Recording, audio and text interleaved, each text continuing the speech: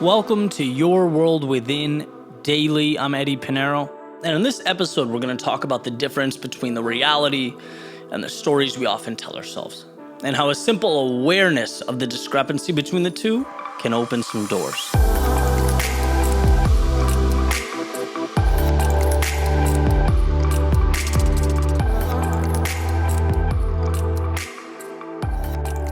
So I talk a lot on this podcast about the power of story, what it means to us and how we use it to navigate our lives.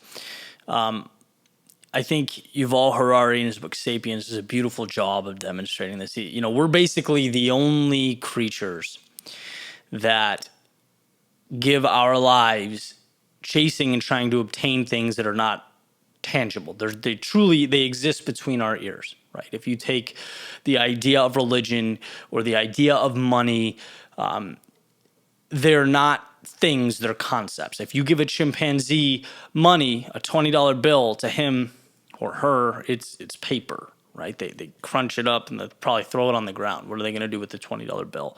But to us, we spend our entire lives acquiring it. We'll kill each other for it. I mean, we're driven by these concepts.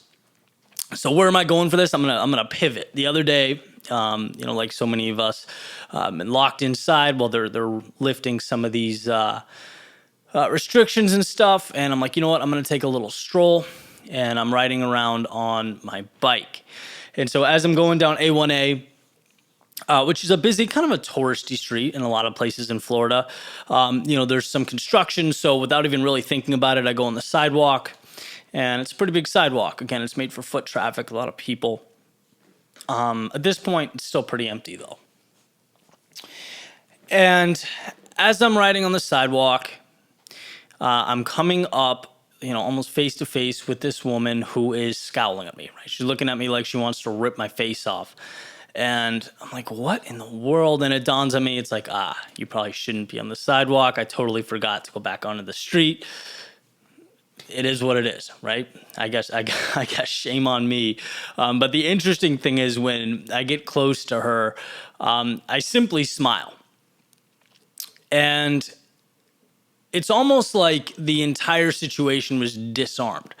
Now, this is happening in a span of, 3-4 seconds, going by on a bike, but I see her, completely change her demeanor, smile back at me, and sort of turn her head as I'm riding by her smiling, right? Complete 180.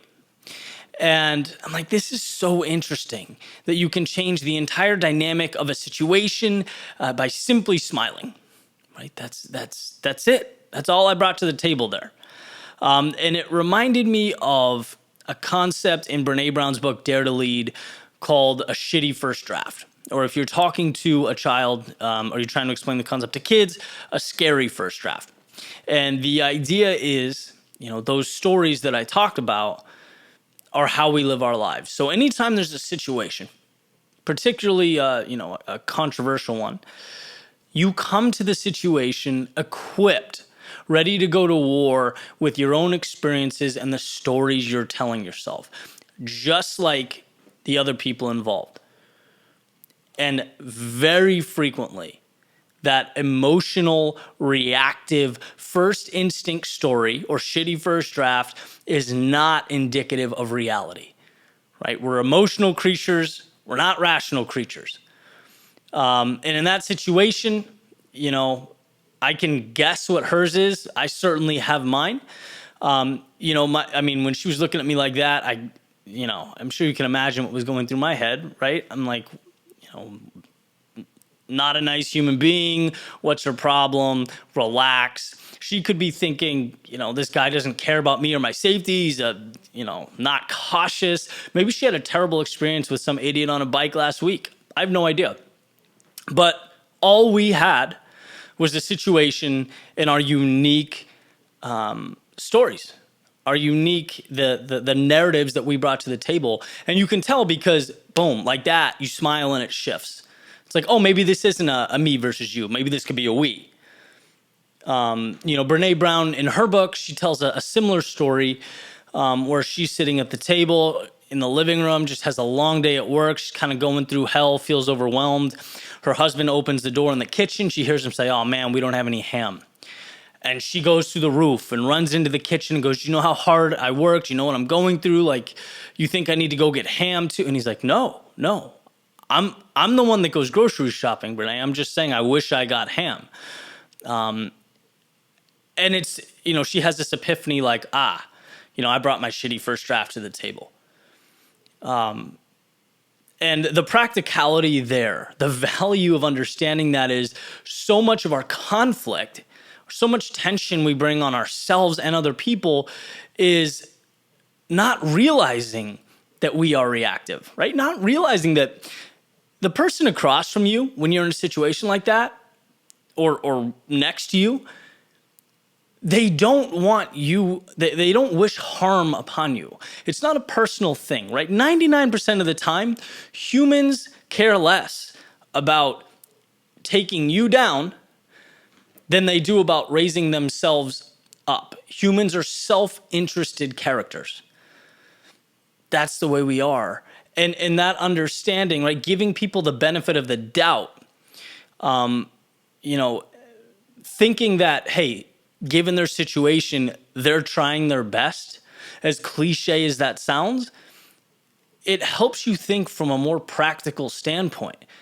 A lot of breakthroughs, a lot of successes I've had in my life, micro and macro, have been simply taking emotion out of this situation, as hard as it is, right? Understanding, look, this client is not trying to insult, or your coworker is not trying to whatever, right? It's, you all want the same thing. You want to succeed.